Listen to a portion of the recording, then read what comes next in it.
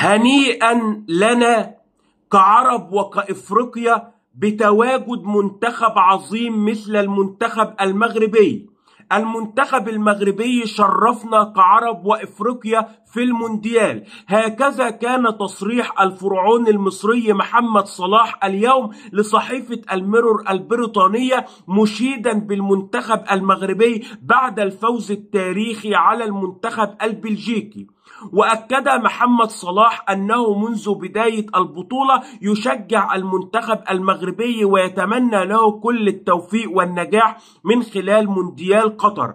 أيضا أثنى محمد صلاح على جميع لاعبي المنتخب المغربي واصفا إياهم بالأسود الحقيقية التي هزت بزئيرها العالم كله.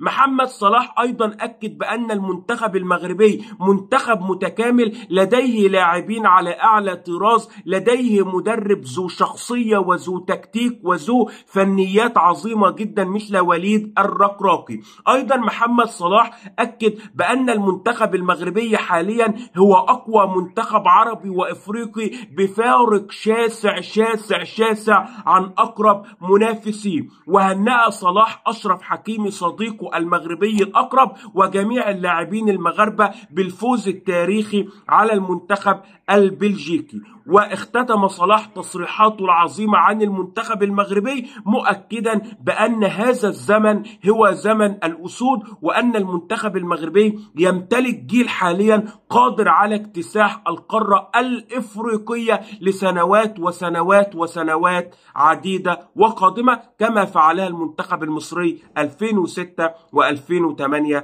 و2010.